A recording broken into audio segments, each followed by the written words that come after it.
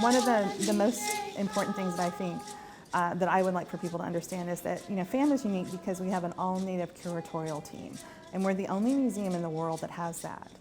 Not even the Smithsonian's National Museum of American Indians can say that. So the care, the love, the thoughtfulness that has been placed into what people will experience in the exhibitions is really unique in that regard.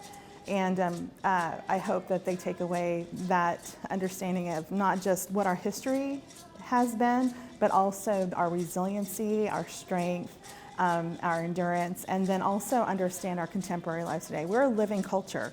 And it's not just that you're coming here and you're experiencing the past, but we're looking at the past, present, and our future as Native communities.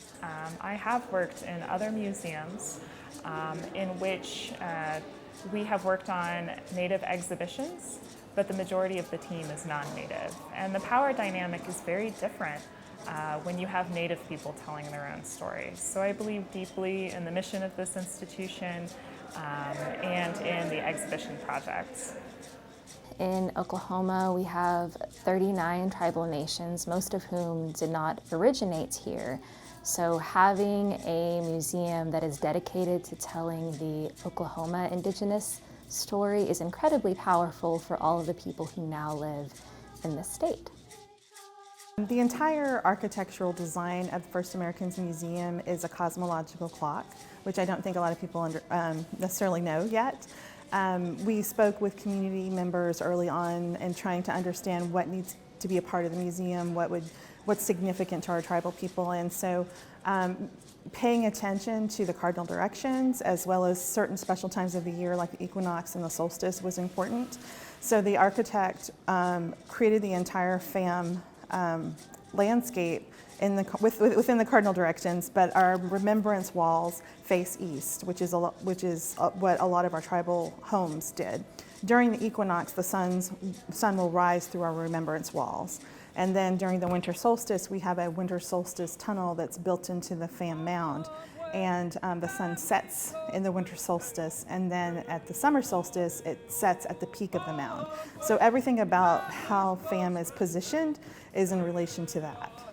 Well, in my opinion, everything here is a can't miss because we've put a lot of thought into all aspects of the visitor experience when people come here. But inside, we have some great amenities for our visitors. We have an incredible restaurant. Actually, we've been working with Loretta Barrett Oden, who's Citizen Potawatomi, and she's our consulting chef developing recipes based on traditional foods of the 39 tribal nations. So we're going to have one of the most unique restaurants of any place in Oklahoma, and our philosophy is that if you're going to experience someone's culture, you also have to experience the cuisine of that culture. So that's really important to us. That's part of the overall experience. We have an incredible museum store where we're featuring the artworks and designs of our tribal citizens, our great creative artists here in Oklahoma with our tribal citizens. You're not going to find this anywhere else in terms of the quality and the diversity of the artwork and items that we're selling in our museum store. So anybody looking for something that's authentically made by Native artists here in Oklahoma, you need to come see us in the museum store.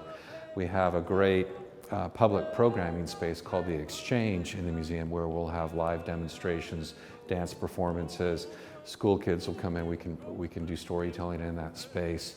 And then of course our signature exhibitions talking about the collective histories of the 39 tribal nations, and also there's a second level to our exhibits where we have brought in 144 objects on loan from the Smithsonian National Museum of the American Indian, an incredible collection of items that were taken from Oklahoma from tribal members between 1909 and 1914, and we're bringing those objects back to Oklahoma as a resource for our tribes, and we have at least 3 objects for every tribe here in Oklahoma. So that's a must-see and a not-miss feature.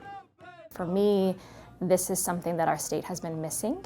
We have a lot of tribal museums and tribal cultural heritage centers, which is important, but we don't have anything that attempts to tell the story of why there are so many tribal nations in Oklahoma and what that means for us as Oklahomans.